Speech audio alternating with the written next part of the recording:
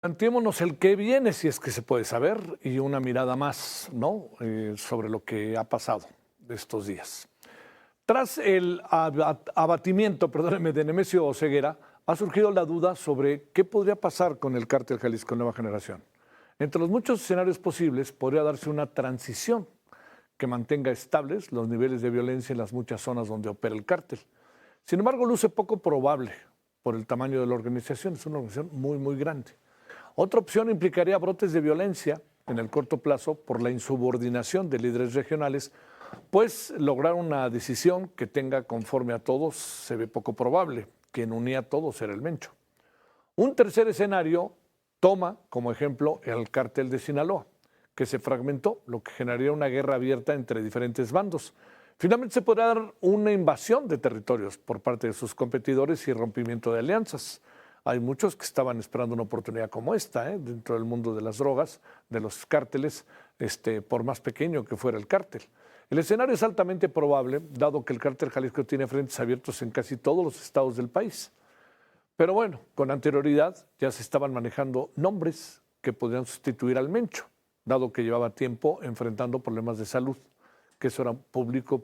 Entre los personajes que hoy suenan para liderar el cártel Jalisco Nueva Generación está Abraham Jesús Ambriz, ahí lo tiene usted, como el yogurt, Audías Flores Silva, el jardinero, Gonzalo Mendoza Gaitán, el sapo, Heraclio Guerrero Martínez, el tío Laco, Juan Carlos Valencia González, el 03, y Ricardo Ruiz Velázquez, el Velasco rectificó el doble R. Todo él está, este último, en la zona metropolitana de Guadalajara. Por su parte, Omar García Harfuch, secretario de Seguridad y Protección Ciudadana, aseguró que ya siguen de cerca a quienes pueden ser los sucesores de Nemesio Ceguera. De igual manera, reitera que se prioriza la seguridad de los ciudadanos, por lo que han instalado centros de mando en varios puntos de la República Mexicana. Estamos muy atentos con el centro de mando instalado de cualquier tipo de reacción que haya o de reestructuración dentro del cártel, primero que vaya a ser violenta. Entonces estamos preparados para eso y estamos trabajando en el reforzamiento también de la zona. Y sobre las otras organizaciones, porque en ocasiones también lo que sucede es que empiezan a expandirse o a tomar. En este caso más bien sería lo que mencionó usted, el reacomodo dentro de este grupo delincuencial en el estado de Jalisco. ¿Se le dará seguimiento particular a algunas cabecillas? Hay un seguimiento particular ya de varios mandos de esta organización criminal. Bueno, conversemos del tema con Víctor Sánchez, académico de la Universidad de Coahuila, que incluso ha hecho un mapeo muy importante de lo que es de la presencia del cártel Jalisco Nueva Generación en el mundo y por supuesto en el país. Víctor, con enorme gusto te saludamos, gracias por tu tiempo, ¿cómo te va? Muy buenas noches. Hola Javier, excelente noche, un gustazo como siempre, a la orden. Oye, a ver, te pregunto, ¿te lo esperabas o no? No, a ver, es que creo que nadie nos lo esperábamos, o sea, el Mencho se veía en una posición muy sólida, o sea, a final de cuentas, si había ido quitando competidores, había solidificado la posición del cártel Jalisco Nueva Generación y entonces pues termina siendo abatido pues en el punto de mayor poder en su historial delictivo, que ya era un historial delictivo largo, y entonces pues no solo nos sorprendió a todos este abatimiento, sino también la capacidad de reacción posterior a que se da a conocer la noticia con eventos en 22 de las 32 entidades federativas, ¿no? Oye, esta capacidad de reacción se debe a la fuerza del cártel, a la lealtad al jefe y a lo que se puede venir, ¿o qué alcanzas a apreciar? A ver, creo que es una advertencia precisamente de cómo puede escalar la violencia. Yo hacía el símil que, pues mientras el cártel de Sinaloa, si bien tiene una presencia en muchas entidades, casi todas sus actividades se concentran en Sinaloa, en Sonora, en Chihuahua, en Durango y en las Bajas, o sea, en el noroeste del país. Y entonces, al haber este fraccionamiento en el cártel de Sinaloa, la violencia se ha concentrado sobre todo en esa zona. En el caso del cártel Jalisco Nueva Generación, lo que vivimos ayer puede ser un anticipo de cómo se puede dispersar la violencia a lo largo del territorio nacional.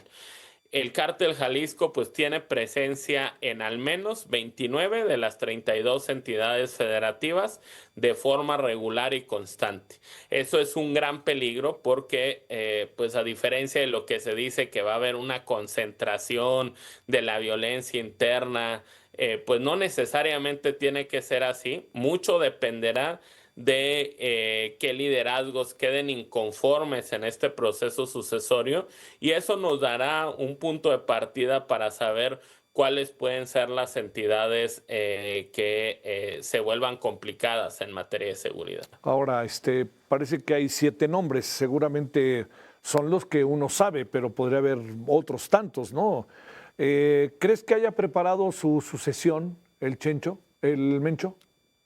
A ver, yo creo que difícilmente, o sea, el Mencho podría haber anticipado lo que le pasó. Sin duda había ciertos perfiles pues que ya había ido empoderando en los últimos años, o sea, Juan Carlos Valencia, Audias Flores Silva o Gonzalo Mendoza eran, digamos, los que había ido empoderando al menos en los últimos 2 años, aunque pues como tú bien dices, la lista es muchísimo más grande, pero algo relevante siempre en estos procesos sucesorios en las organizaciones criminales no quiere decir que las decisiones previamente tomadas tengan que ser respetadas por todos los actores.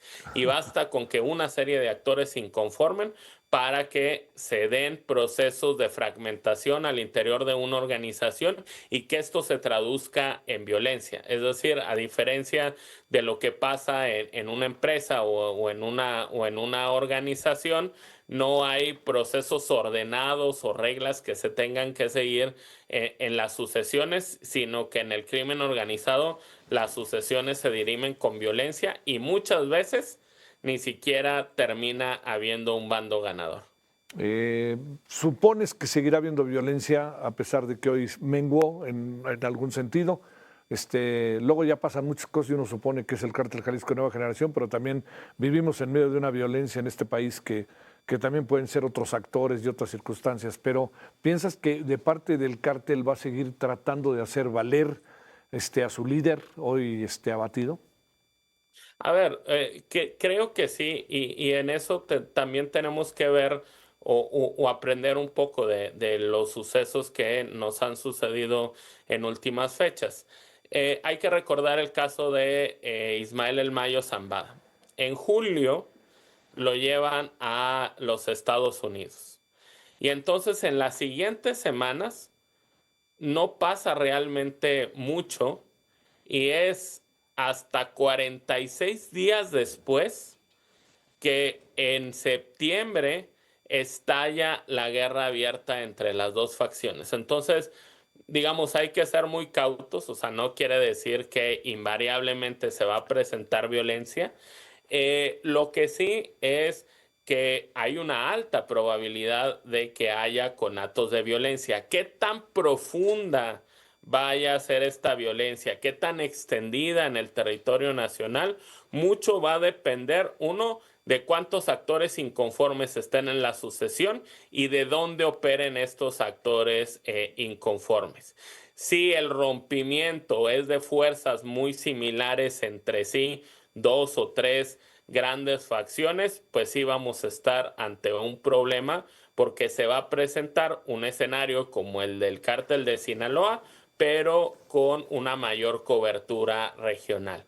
Si por el contrario la mayor parte de los liderazgos se decantan por alguien en particular, aunque haya algunos pocos jefes de plaza disidentes, pues va a poder ser gestionado y a lo mejor va a haber un repunte de violencia, pero que se tienda a la baja en el corto o mediano plazo.